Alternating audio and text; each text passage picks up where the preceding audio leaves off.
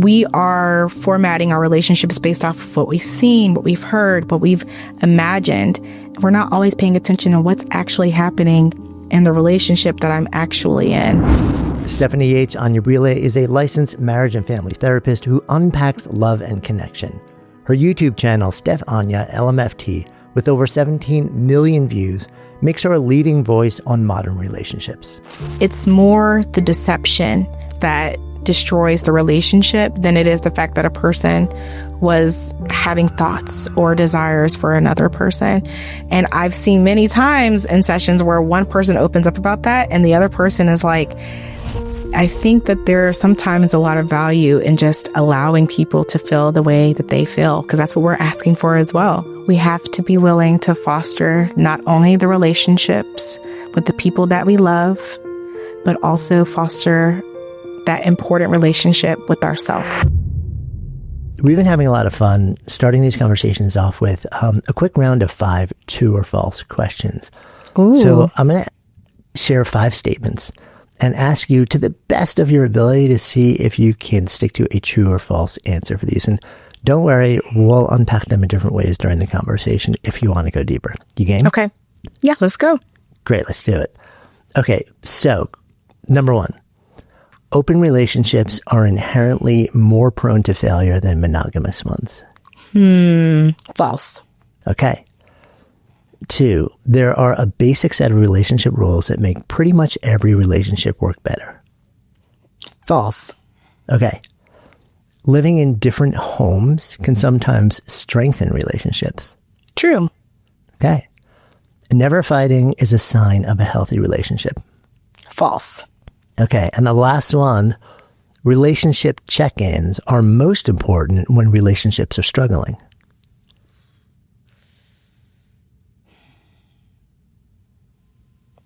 I'll say true. Okay. So we're going to unpack these along the way as we dive into all different aspects of how we relate to other people, how we build relationships, and how sometimes things come up in those relationships that we struggle with, whether it's weeks long, months long, years long, or decades long. So I'd love to zoom the lens out a little bit, as we dive in. And I'm curious, without even me focusing you in, do you have a sense for what you see as sort of like the single biggest or most common challenge that couples are struggling with these days? I think the number one thing that every couple comes in and says is their top challenge is communication. And I think that's definitely correct, but we normally do need to zoom in to what the communication issue is. Let's talk about which topics we're having a hard time discussing. How are we cooling off? Are we respecting when one person needs a little space before we talk? It's usually about understanding what's the issue with communication and also specifically why certain topics or certain environments create a more triggering situation where it's hard for us to talk. Yeah. So I'm guessing that comes up also. People aren't showing up with you and saying, "Hey, listen, we decided to come in and explore some therapy together because things are going awesome, and we just think we could communicate a little bit better." I'm guessing they probably show up at your doorstep because stuff is going sideways. Well, sometimes, you do have that unicorn, especially for people who are in a premarital phase. That's where I'll see it most often. They're like, hey, neither one of us saw a healthy relationship growing up. We feel like we have a very healthy relationship, but we want to understand some of the pitfalls of marriage. What can we expect? And also we're willing to dig deep to see if maybe there are some things that we've been ignoring. So every now and then I do get the couple who's actually in a good place. But more often you have people who come in and say, we really don't have any issues. And, within the first session that we've uncovered all of these issues that they actually are experiencing. And those are usually my couples that are a little bit more conflict avoidant, where nobody really wants to say that they're having a problem, but therapy is now presenting them with an opportunity to be honest and authentic about their experience in their relationship. Yeah. So it's like they're feeling it, but nobody really wants to own that there's something real going on here. But maybe there's some voice inside one or both of them that says, maybe we should at least get somebody else's opinion who's not us. Yeah, definitely. I'm curious also, even before we dive into that, those unicorn couples that you just described, where, and it sounds like maybe oftentimes they're coming out of a relationship prior relationship where it was really hard and they're trying to look to not repeat those same experiences. Why do you think it is that so few people or so few couples invest in almost like preventative or proactive skill building and relationship building and kind of wait until there's a problem before saying, this actually matters. We want to spend time really, really investing in it? I think it even goes beyond just relationships, even with individual therapy. How many people come to therapy when they're in a good place and they're feeling happy? How many people continue with therapy once they get to a stable place? I think that there is a negative connotation when it comes to getting help in general, and we think that that means we're saying something is wrong with us or something is wrong with our relationship. So a lot of times we wait until that's undeniable before we seek support. But I think that anyone can benefit, even if it's just monthly sessions, quarterly sessions, just from an opportunity to talk with someone whose only perspective or point of view is yours, maybe yours and your partner's. And I think that's just healthy to have a space where you're removed from the real world. You're removed from your typical traditional triggers that you're dealing with in daily life. And you have an opportunity to just have this one segmented space. We're talking about how we actually feel, and we're trying to keep it safe and healthy as we discuss it. Yeah, I mean, that makes a lot of sense. I feel like a generation ago, there was a lot of stigma around seeking the help of a professional, whether it's individually just for yourself or, in a partnership, in a couple. Do you feel like that's changed in any meaningful way over the last 10, 20 years? Or do you feel like it's still there? Absolutely. I think it's changed a lot. I think that people talk about therapy so much more openly. We talk about mental health a lot more openly. Even in books, novels, we're seeing a lot more mental illness representation. And I think that for the first time in a long time, people aren't necessarily as ashamed to be struggling with something with their mental health or even just psychologically. However, I think that there are still communities or aspects of our lives where that shame does still exist. I know that for a lot of minority communities, for example, that the topic of therapy, mental health support is still very taboo. And it's something that typically has not really been accessible historically to people who are impoverished, right? Or low income. That's not something that has been very easily accessible. And now, we have insurance that's recognizing the importance of mental health and supporting people as they need to work on their relationship, work with their family dynamics, work individually. So we're seeing a shift in that. But, even with couples therapy, I think if you tell your friends, hey, we're in couples therapy, they're going to assume that something is wrong. So I think that we do still have that stigma that exists with certain types of therapy, or, within certain communities. But I absolutely think we've made a lot of progress with making the conversation more common. Yeah, that makes a lot of sense to me. As you're describing that also, the question that popped into my head, I'm so curious what your take is. It feels to me like for certain communities also, there can sometimes be this almost like oppositional or a tension between faith and therapy, where it's almost like this is the place that traditionally our family, our local community, our broader community has always turned. And maybe it's whatever faith tradition resonates with you. This is when things are hard. We turn to to this community, to these teachings, to this person to help guide us through. And that's where we should be turning. And if you turn there and things still aren't getting better, if you're not feeling better, then something's wrong, like something's really wrong with you, or you're not doing the thing hard enough. Like if you finally feel like you have to go to therapy, then it's almost like you haven't shown up the way that you were supposed to with faith first. I'm curious whether you've seen that. I've had conversations around that before. Absolutely. I think, you have this idea of praying things away. And I think that I know that faith is a major aspect for a lot of people for building hope and also for giving life meaning. So I don't mean to diminish faith in any way. Yeah, of course. Faith and therapy can go hand in hand. You have some people who are trained as Christian counselors, for example. So they've got that educational background where they can talk about the psychology of what's happening, or they have those regular conversations where they can give you the words to articulate the struggles you're experiencing in your family. But they also might be willing to pray with you or check in and hold you accountable on how things are going in your faith. Have you been going to church? You said you wanted to be a part of this community at your church. Have you made any steps in that direction? So they can absolutely go hand in hand. But I think you're 100% right that for a lot of people, they look at getting mental health support as a way of saying that, you know, a person can help you better than a God can, or the spiritual support that you could get from maybe leaders in your church. And I think that isn't the case. And I've been seeing a shift in that as well over the last few years.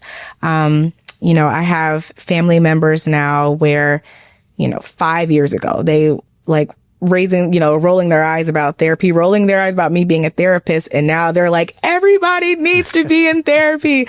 And that just warms my heart. It's like my favorite conversation to have with people, is to just see that people can see the benefits of being able to balance both, because one does not negate the other. Yeah, I think it's more of a yes and than an either or, right? Or it's not like you go to one because the other is a failure. It's like, no, they often play complementary yet different. Like they serve you in different ways, I think is kind of what it comes down to. Yeah. So let's kind of circle back to this notion of when people show up. And, and your practice has been focused really on relationships and not just, like romantic partner relationships, but all different levels, family relationships, friend. And so somebody shows up and they're like, we're in a place of conflict. We are not agreeing. I'm curious, are there a fairly common set? Are there like one or two or three sort of like big disagreements that you see showing up just over and over and over in relationships? Let's see. That show up over and over and over again. I think the number one that I see is you have one partner who wants to talk about issues as they present, and then the other partner needs space so that they can process before they engage in that conversation. I see this all the time, where you have the person who needs the space who's like, I know what I'm capable of saying if I don't get the space, or I know I won't have much to contribute to this conversation if I don't get the time to think through it. Whereas you have the other person who feels abandoned, when they're like, hey, I'm feeling a lot of emotional dysregulation and I feel like you're walking away from me. You don't care about what I'm going through. So I think that is probably number one. Yeah. And that also, by the way, that can be wrapped around any sort of like quote issue, so it's like a conflict engagement skill, a difference in approach to actually engaging around conflict without even getting to what the actual topic of the conflict is. Exactly. That's why I always say when people come to me and they say they're struggling with communication, that's just like the surface. Yeah. The communication, I assume if you're not in a good place, that your communication is probably struggling. I can just assume that. Now let's go a little bit beneath that and see what other sort of issues you're having, so we can talk about that. And then we can talk about how do we talk about this so we don't have to come to therapy in order to work through all of our issues. Yeah. So let's talk about this one difference in sort of like styles, almost like conflict styles. When somebody shows up and you have two people who show up and one's like, I just want to get into it now. And the other one's like, I need time. I need to process this and all. How do you help somebody navigate those moments? I'm a huge advocate for, if you have one person in the relationship, whether that's, a parent and a kid or siblings, or most of the time it's romantic partners. If you have even one person who needs a little bit of time, give them that time. Because usually that's a person who is saying, if I can get a little bit of space from this, I can be a lot better in our conversation. So either that I'll be less accusatory, I'll be less insecure, I'll be more vocal, more open. And so I'm always big on that. But the compromise there is you can't just walk away.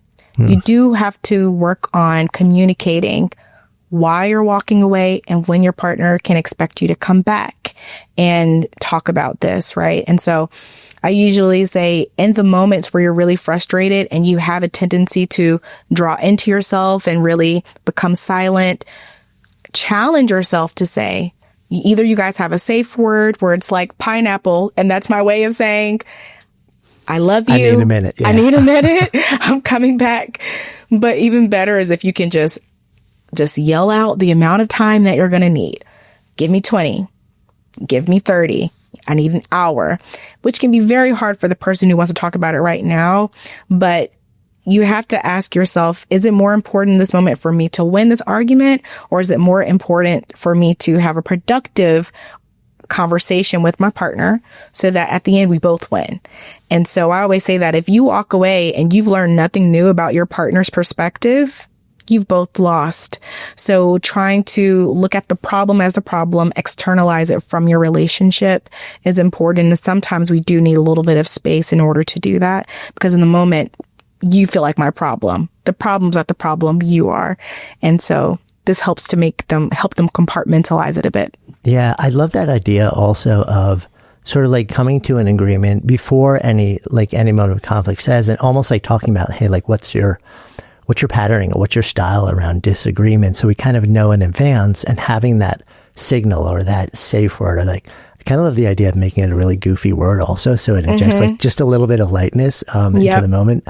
But also because especially if one person, if the person who wants to just have the conversation now also has, experienced deep trauma around abandonment, which so many people have in so many different ways when they were younger.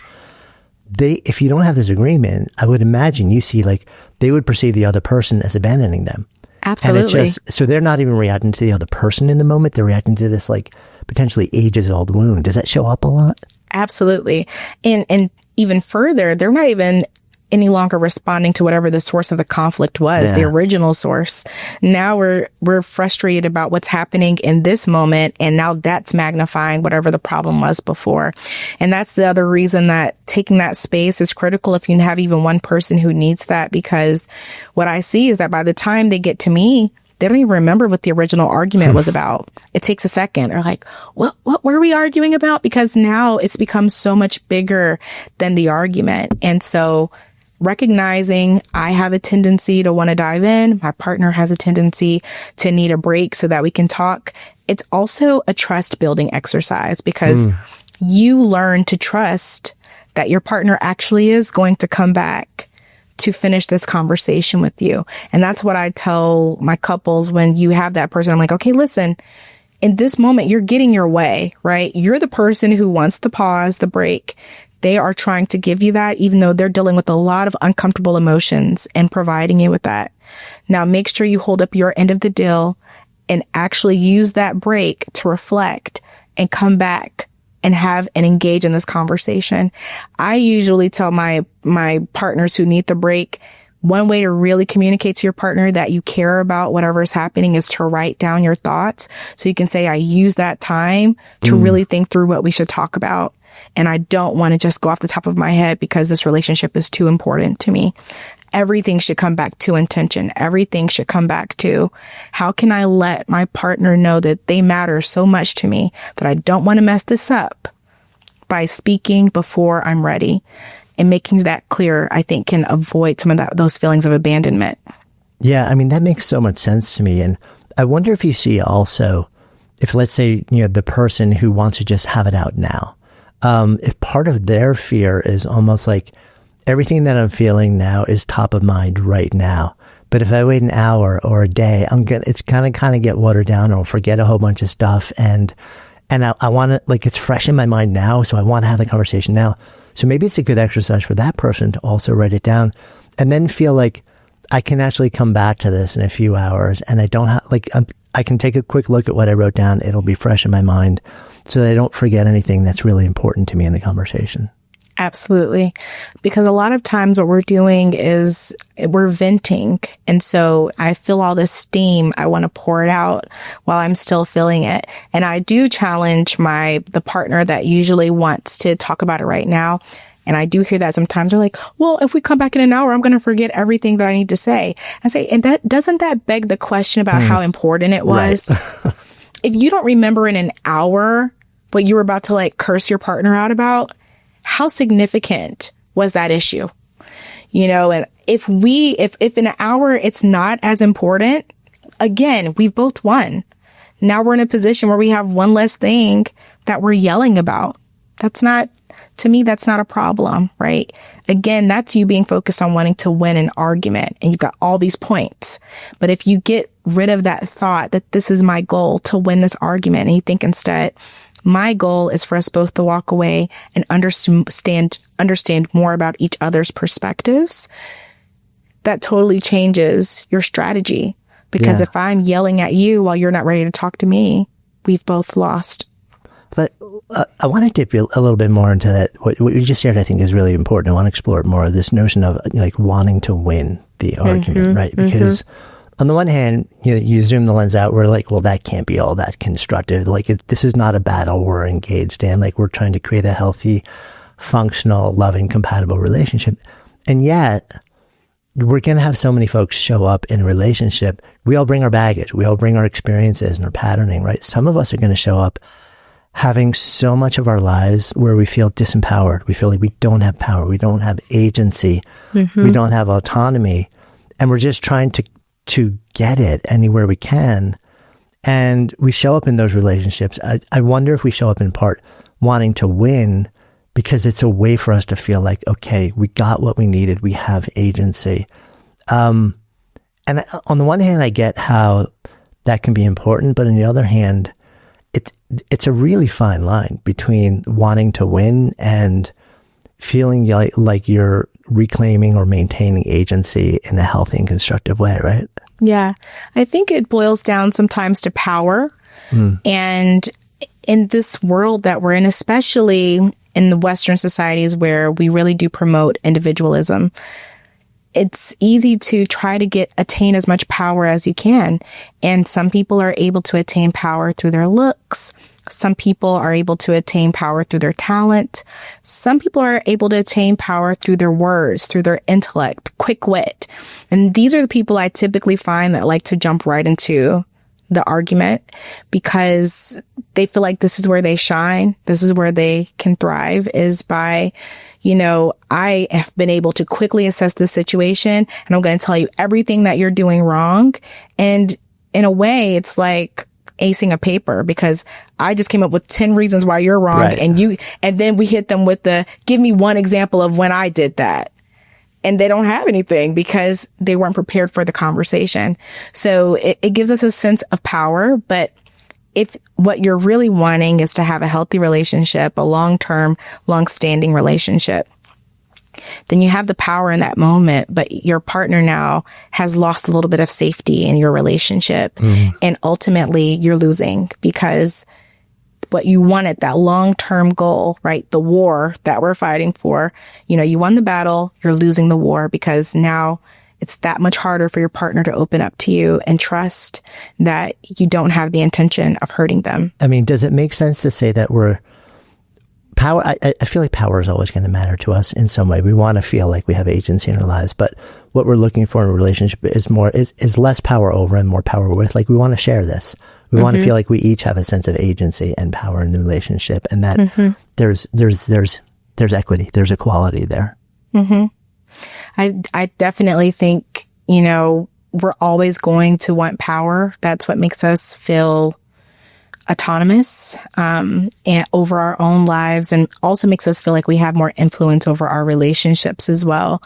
But romantic partnerships are a fine balance because whereas, yes, I want to have autonomy over my own life, I am entering into something where I do need to consider another person's desires, wants, feelings as well. And so it can be challenging to give up some of that power and acknowledge and respect another person's power so that both people can feel content in the relationship. I don't know if we can always both be happy at the same time. There are definitely moments where both people can be happy in a relationship, but there are going to be times where one person might be thriving a little bit more than the other, but we don't want the relationship to be the source of the stress. What are some of the other... So we've talked about a couple of, let's call them guidelines for healthy conflict. Saying like, okay, so we have a disagreement, but here's some things to really think about. Are there one or two or three other sort of like general guidelines? Like this is how we step into a disagreement in a way that makes it constructive rather than destructive? Yeah. The first thing, and this is very hard, but the first thing I always try to work with my clients on is meta communication. So let's focus on how we're talking about what we're talking about. And let's also talk about how we're feeling before we even talk about what we're talking about. And it's very hard because it's a very roundabout way of communicating. It's really slow and we're not getting to the point quick enough or as quickly as we're used to. But if I enter a conversation with you and I say, I'm very nervous to have this conversation, so many times we just jump right in and our partner has no clue that this is vulnerable for us because we didn't make that clear. Or if we say, okay, just so you know, this is taking me back to some of the conflict that I experienced with my mom growing up. And I want to be able to handle this right, but just know like I might get a bit triggered as we're talking about this. Okay, that's us talking about how we're feeling as we're talking. And then, you know, when we talk about how we're talking, I might say, I know I'm speaking a little loudly. I'm very passionate about this. I'm not yelling at you. I'm trying to get this out and this is the volume that is coming out at, right? It's so hard sometimes to just talk about why we're talking about what we're talking, the emotions we're coming into the conversation with, the tone that we're inherently using. Those things can really, really help. I also, when you have control over it, I like us to think about the setting, right? Like, should I be having a really deep personal conversation or conflict with my partner in like a crowded restaurant? Probably not. Why? Because if it gets to a point where I'm being very vulnerable and I'm sharing something and I need to pull in, my partner's like, huh? What'd you say? That might trigger me. I might feel like you don't even care. You're not listening. You're not comforting me. But they're like, oh, you know, we're in public. I don't really know what to do. So simple things like that can also help a conversation. But I also think that the thing I work with my clients about a lot is like giving your partner the benefit of the doubt. We so often fill in the blanks for why somebody is doing something, right? Like in that first example, our partner walks away from the conversation. We're like, you're abandoning me. Let's pull it back a little bit. Historically, has that been the case in this relationship? If so, that's a whole different thing we need to be talking about. But most of the time, it's like, you know, they want to be with you. You know that they love you. You know they wouldn't purposely leave the coffee maker on. You know that they are not doing that intentionally. So why are we yelling? Why are we screaming? Why are we going down a laundry list of everything that they do wrong? When if we gave them the benefit of the doubt, we just think, that was an annoying accident, but I make mistakes too. Right. So these are some of the things that I try to encourage my clients to think about, especially if you're in a season of your relationship that's kind of conflict ridden. It's just, you know, let's be very cautious about how we're engaging in a conversation and be very slow and intentional in the communication that we're having. Yeah. I mean, those things all make so much sense that you're describing that. I'm literally like a scenario pops into my head where, you know, one person's really upset about something. They're home. They're waiting for the conversation to happen, you know, and it's the evening. The other person walks in the door. They've had a brutally hard day at work. They're stressed out of their minds. They see that their partner is sitting on, at the kitchen table and like something's wrong. They want to have a conversation, but like that other person just feels like they're completely unresourced to have this conversation right now. Yep. You know, and they're like, listen, and all they want to do is go and work out so they can kind of refill their tank, right? Because that for them, that's how they juice back up. That's how they get calm again. That's how they have more of the energy. If you don't communicate, like if one person just says, look, I'm out. I got to go work out. The person who wants a conversation, they're going to be like feeling they don't care. They're abandoning me. They'd rather go do the thing that makes them feel good than actually have the conversation. But if you actually communicate and say, listen, I see something's on your mind and I know it must be really important. I want to honor that and have this conversation with you. And I want to do it in a way where I feel like I'm resourced, that I can sit and listen and we can have a real conversation. And I've just had a really brutal day. It would be so helpful if I could just take a little bit of time to go and do this thing, to work out, so I can come back, and I will in an hour, and we can sit down and have this from a better place. Is that the type of thing that you're talking about here? Exactly. I think you just synthesized everything, because that's the other thing I tell my clients as well. Just like we're talking about not being in loud environments, for example, I always say, let's check in on the basics, right? Like Maslow's hierarchy. Like, am I fed? Am I well rested? You know, because those things all affect you. It all affects you. Like, if I'm hungry, the conversation could go totally left. And I have to come back and be like, I'm so sorry. I didn't realize that I didn't even realize personally that I deal with hunger until I got into the relationship with my now husband. And he was kind of like, yeah, I kind of noticed, like, whenever we haven't eaten for a while, like, you get really short. And then we can plan around that, right? Now I always keep snacks in my car. If we're going to go somewhere, like even we're driving to a reservation, I make sure I have snacks in my purse just in case, if it's a long drive. I don't want to get snappy if we deal with traffic, whatever the case may be. If we really tune into those things, we can also kind of plan around them, So if also on the other partner side, if your partner's just had a long day and they're coming in, check in with them and say, hey, I wanted to talk with you about something, but I want to see, how was your day first? This might be a little annoying, to be honest with you. So I don't want you to be in a bad place if I'm bringing it up. Then that makes it easier for you to go in and say, actually, yeah, thanks for checking in. This has been a hard day. Do you mind if I go to the gym before we talk about it? So that's why I say it goes both ways. Sometimes my couples come in, they're like, well, they never told me they were in a bad mood. And then the other person's like, well, you never asked me how my day was. And it's like, see, we're always trying to volunteer our partner to initiate the healthy conversation. And I say, we cannot control what our partner does, but we can work on what we're going to do to help better our relationship. It's not 50-50. It's 100-100. So you just ask yourself, am I doing what I can to make my partner's life easier? And since there's only two people in this relationship, then if one of you is trying to be better, then more than likely the relationship is going to improve, or the drastic differences in how, you're treating your partner versus how they're treating you, it's going to be exposed. And if they don't care, what to do with that information. You can't control what they're doing. You can only focus on what you're bringing to the relationship. Yeah, that all makes so much sense. And I feel like this is a good moment also to maybe like widen our aperture a little bit. We've been talking about some of the rules and guidelines around disagreement, around conflict, and but more broadly, there tend to be like this set of passed down rules of like, this is how you are in a relationship, that are either, like passed down from the family or passed down from the culture or the community. Like, these are the basic rules, the 10 commandments of all relationships. Follow them and your relationship will be golden. Yeah. You're somebody who's spoken very, very powerfully against that. Mm-hmm. I think that when we limit ourselves in our relationships, and it's so funny because most of the time people want like wacky, crazy examples, but it's usually the most mundane changes that are really so insignificant that can make a huge difference in our relational experiences, because we are formatting our relationships based off of what we've seen, what we've heard, what we've imagined. We're not always paying attention to what's actually happening in the relationship that I'm actually in. The person I actually ended up with, what do they like? What do I like? Where do we differ? Where are we the same? And how can we build a life around that?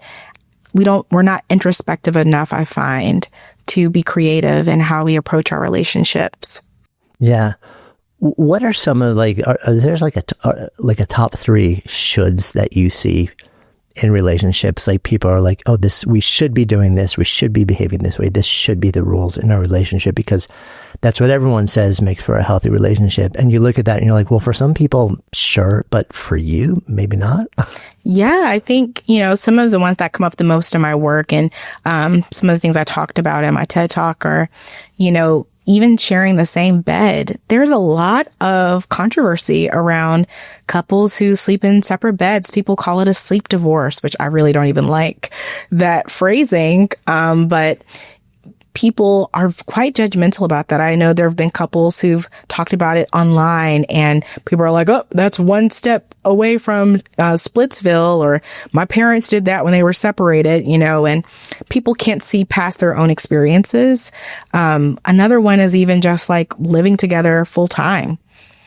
sometimes it doesn't make sense. Sometimes you have couples who they're getting together at a different stage in life where living together 24/7 just doesn't make sense with the lifestyles they've already built apart. And the relationship functions really well when they're not expected to completely integrate their lives into living with one another. And I think another one might be even sharing a room. With the bed thing, I've had some couples who are comfortable with having maybe 2 separate beds in the same room, kind of like what you saw in I Love Lucy growing up, right? Right. But the idea of sleeping in separate rooms is very embarrassing to them. They don't even want their kids to see that. Whereas, it's kind of but one of you likes one temperature, the other one likes a different temperature. One of you is a morning person, the other person is a night owl. And you're making so many compromises that you're building resentment for simple things that really, they really have no bearing in the relationship. They're just things that any roommates would have to deal with. If we were in college sharing a dorm, we'd be having these same stressors, but we can make it work. Yeah, I mean, that makes so much sense to me. And yet there is so much baggage around it. This is the way it's supposed to be. I mean, maybe one person is just a really loud snorer and the other person isn't. And that can be wildly disruptive to your sleep. And absolutely, relationships go off the rails just because of sleep deprivation. I mean, that can be that alone. So it's okay, so maybe we have to give up that sort of, traditional model of us being in the same room.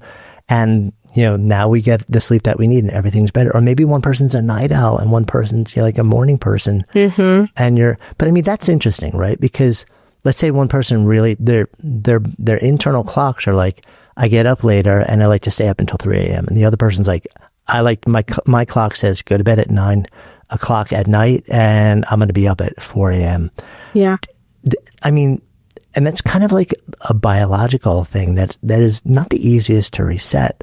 I wonder if you see conflict around that at all ever. Absolutely. All the time. And that's where and I think that specific issue is where I really started seeing how many people were struggling to make what I would consider to be relatively simple decisions like sleeping apart. You guys love each other. You love doing life together. You're raising a family successfully. This is the thing you keep coming back to. And neither one of you is really willing to compromise because sleep is so important to both of you. And one is I make my money when I'm able to work. I can't work in the morning. I work late into the night, especially when I have creatives. A lot of my clients where they're creatives, a lot of them just function a lot better at night. They can work until 3, 4 a.m. And that's when they really get going, when nobody in the world is trying to reach them. And so once you're able to, when I say what are the things that attracted you to each other, a lot of them are those opposites, I love how creative they are, or I love how organized and structured they are. And it's these are the very things that are causing you to lead what feels like very separate lives or have separate wants or lifestyles, but it didn't prevent you from dating. You were able to still figure it out when you were dating, and this was your routine then. The only difference is you weren't forced to live together and change that dynamic. So you are living together. It's working out well during the daytime. There's only this one facet of your life that you're struggling with. How hard would it be for you to just sleep separately? That was really the primary issue that was coming into my sessions, where I realized, a lot of people don't even think about just doing things a little bit differently than how they saw their parents do it. Yeah, it's this is just what's always been done around us. This is what we see on TV all the time, or now online, TikTok and Instagram. This is the way it is. And we don't really question it. One of my true false questions in the beginning also was about monogamous versus open relationships. I would imagine this is one of the things also. There's this very traditional, family norm, and this is how it works. And, once you quote, tie the knot, or you're in a committed partnership, that there's really only one way to do that. And that is two people monogamous to each other. But we're seeing more and more people just choosing variations, just defining the ways that feel right to them. I wonder if this is a topic that comes up in your practice also on any meaningful basis. Yeah, it definitely comes up, especially for some of my couples who are honest about being in a place where they're considering stepping outside of the relationship. And I feel like if those are thoughts that you're having, the fact that you're comfortable talking with your partner about them is actually a great sign of health in the relationship. And I know everybody doesn't see it that way, but it is, because for a lot of people, I'm not saying everyone, but for a lot of people, it's more the deception that destroys the relationship than it is the fact that a person was having thoughts or desires for another person. And I've seen many times in sessions where one person opens up about that and the other person is like, I'm so glad you said that because I've been having XYZ thoughts, feelings, whatever. It doesn't happen all the time. And I think that we have this idea of like open relationships are the only way to break tradition with relationships. You know, almost whenever people see my talk, one of the top questions I get is like, you know, is this about open relationships? And so it's not only about open relationships, but that is an example of a rule that has been something that society has told us is, you know, monogamy is what a healthy relationship looks like. And you can be in a monogamous relationship and be sexually open. You know, there are different things that people might pursue that make sense for their values. You know, we base a lot of our choices off of what other people are doing, or more specifically, what we think other people will think of us if they knew we were making choices that were different from the societal expectation. And so I think your question at the beginning was, are open relationships, do they have a higher propensity for failure? You know, I don't have the statistics on that, but my gut reaction is no, you know, just based off of my own clinical work. And for the couples who have made that decision, I don't see their relationship being more likely to fall into jeopardy than a couple who's chosen to be monogamous. Yeah. I mean, it sounds like the way you're describing it, it's more about the way you have the conversation around it and the way that the openness that you, not the openness in terms of other people, but the openness you have with each other around what your needs and wants and desires are and how to navigate that, like how to negotiate it in a way so that you both feel like you're getting like the respect, the dignity, and also the freedom that makes you feel like you can show up and be the person you want to be. And that's going to be different for everybody, right? But again, so often we're just told this is the way it is. I mean, what's interesting also, you use the word society, like these ideas are often dictated by society, and these norms also, they're very, like, if we talk about this in a Western sort of like North American standard, very often other cultures and other communities and other countries, they have a very different lens on like what is sort of like just acceptable and standard. Like this is just how relationships are, you know? Yeah. So it's very, you know, we tend to be very sort of like compartmentalized into like whatever the local culture tells us, right? And believe the whole world is like that. But in fact, when you start to look at customs around the world, oftentimes they're really different. Yeah. And culturally we shift, right? Because I think actually when you think about it, I think nowadays it might actually be in certain communities more taboo to be in a traditional setup with a relationship where you have, you know, the wife who's like a stay-at-home and, you know, she's preparing the meals and you have a husband who's a provider. That is something I think that a lot of people are very uncomfortable with today. And so I see online all of the time where you have people who are like, my day in the life as a stay-at-home mom, and the comments are filled with people being like, okay, what happens if he cheats on you? What happens if he leaves you? You have nothing, you know, they don't even know what their financial setup looks like or anything. But the whole point is making decisions based off what feels good for you and your partner, and really quieting or silencing the noise, not allowing it to dictate like, okay, well, these people online are saying that my life is in jeopardy, so I should probably get a job. If that doesn't make sense for you and your family, it doesn't make sense, right? So there are so many different ways. And I think we're at a point now where even the traditional setup or trajectory, in some ways, that is almost going against culture. It's counterculture almost, because we're in a very, depending on what community you're in, that could be frowned upon as well. Yeah, it's so true. This also brings up another curiosity, which is, let's say you decide to make a decision about your relationship, like you have 2 people, 3 people, however many people in the relationship, right?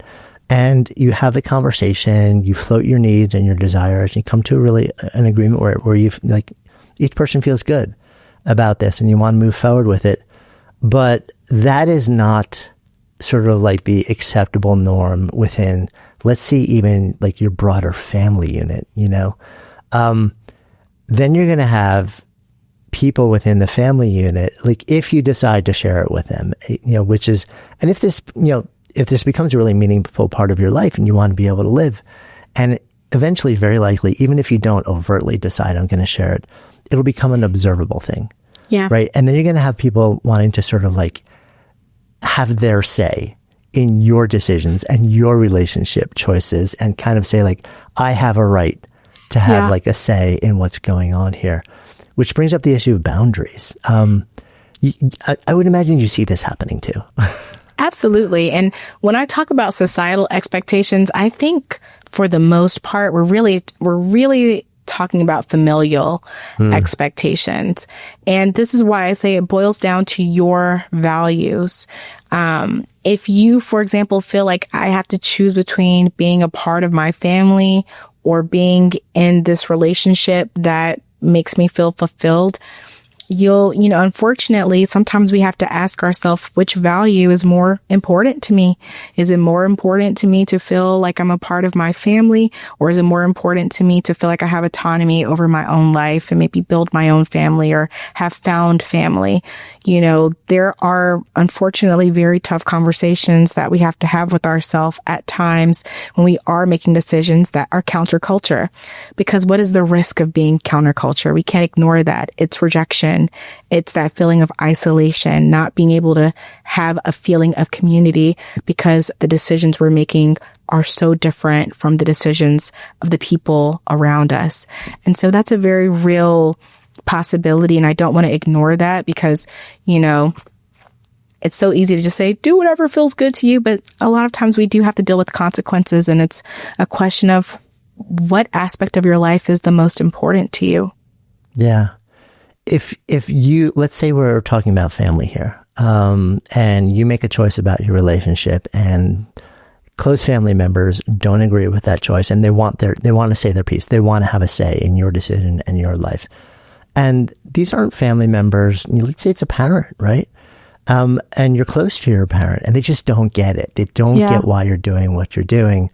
And you have a good relationship with them other than that. So you don't want to just write them off. Like you'll sometimes hear this advice, well, you need to just get them out of your life if they don't agree with like what you do. Most of the time, that's not realistic, and that's not what you want. You want them in your life. Do you have any advice on how you might start that conversation with them, or some just general ideas to maybe help increase the chances of you coming to a place where you're both, like, even if you don't agree, you can kind of both find a way to be a little more at peace and stay in each other's lives? Yeah, I was actually just having a conversation like this today with one of my clients. In their situation, they and their partner had to move, and they had the choice of either staying where the family was or moving, and they chose to move. And their family's dealing with some really serious stuff where they could use their help, right? So they're feeling like, I feel like a bad person. I'm not being supportive. I'm not being helpful. And, there are some repercussions of that with the family dynamics. And I think that there sometimes a lot of value in just allowing people to feel the way that they feel, because that's what we're asking for as well. Like, okay, you don't agree with my decisions regarding my relationship. I can accept that. Can we still manage a relationship outside of that? Is the type of relationship I'm in or the state that I'm living in, is that more important to you than it is to maintain and work on our relationship outside of that? Because most of the time, it has absolutely zero bearing on that family. Even if they personalize it and they make it seem, well, what about my grandkids? And what about, and that's fair because what they're saying is I had a vision for my future. It included you. It included you being in this kind of relationship. It included you starting this sort of family. And now I'm having to mourn the loss of that vision. I think that's important too. And I think that we can make space for that and separate it from our own experience. I can hold space for a parent who is grieving their new reality as a result of my decisions and still not change them. I can say, I love you. I hate how you feel about choices I'm making for my life, but you raised a strong, independent thinker. And this is the decision I'm making, but I still want to pour into our relationship if you're willing to accept me, and I will accept you. That is what I envision. Now, sometimes, we just can't get to that point, but at least we can know we tried. We tried to have the conversation. We chose to keep that door open until it gets to a point where it's no longer emotionally safe for us, or if we feel like our family just, the family we've created can't thrive within the family that we were born into, then you might have to make some hard decisions. But I think you're right. Initially, we might want to hold on to both. And I think it's possible if we can just accept, okay, I can't convince you to be okay with this. I can accept that you're not okay with it. Can you still accept me into your life? Yeah. And what you just brought up about understanding that part of what their resistance often is, it's not going to be a direct judgment of you. It's a grieving of the loss of the life or the nature of the relationship, the way things were that they thought would always be. Yeah. And what they're expressing is in no small part grief. Mm-hmm. But they might not have the language or the emotional reservoir to express it as grief or sadness or loss. So it may come out as judgment or anger. Yep. But maybe if we can see that and then see past it or see underneath it and be like, I understand what's really happening here. And maybe without losing any of my power, standing in what is my truth, see if we can give them a little bit grace in that moment also, and maybe give them a little space to come around to it. That feels so important. And it's not something I feel like we talk about often in those moments. We don't. We often villainize the person who's in a place of not being, especially let's talk about, one of the things I talk about with some of my clients is, being in a same-sex relationship and having parents, maybe it's been 10, 15 years and their parents are still not welcoming, and they're seeing these stories of other people whose families came around or who were, accepting from the beginning. And they hold a lot of resentment for that, and a lot of times, they can understand where their family is coming from. They get that grief, but it still hurts. And I think also just accepting our own pain and grief too. This was not what I wanted for myself either. You're grieving and so am I, and so I think sometimes there's this expectation that whoever you're talking to has to be the bigger person. I always say, do as much work as you're willing to do. If you get to a point where you've reached your limit, if you get to a point where you're working so much on these dynamics with your family that your work is getting impacted or your marriage is now impacted, you guys are fighting all the time because, you're trying to make things work with your family. That's where, those are indications that we've reached our limit for right now. Maybe there'll be a time where you have more emotional bandwidth to go back. But if you're at a point where you are constantly sad or anxious because of what's happening with your family, that's a time where maybe you have to take a break, focus on this thing that you sacrificed that relationship for. Let that fill you up a little bit, and then come back to it if you want. Yeah. So it's not just about giving other people grace. It's about giving that same grace, self-compassion Absolutely. To ourselves along the way, and probably just doing the dance and knowing that this is not like this is not a snapshot that just stays static. This is the movie of our lives, and we're going to be constantly navigating these different dynamics and energies. And the more skills we have, the better. Yeah. Feels like a good place for us to come full circle as well. So in this container of Good Life Project, if I offer up the phrase to live a good life, what comes up?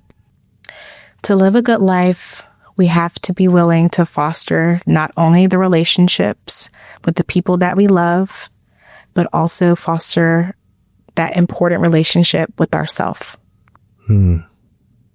Thank you. If you haven't yet subscribed to the show, it would mean the world to me if you took just 2 seconds to tap on that subscribe button. It helps us grow our Good Life Project community and continue creating the best possible show that we can for you. And it ensures you'll never miss an episode.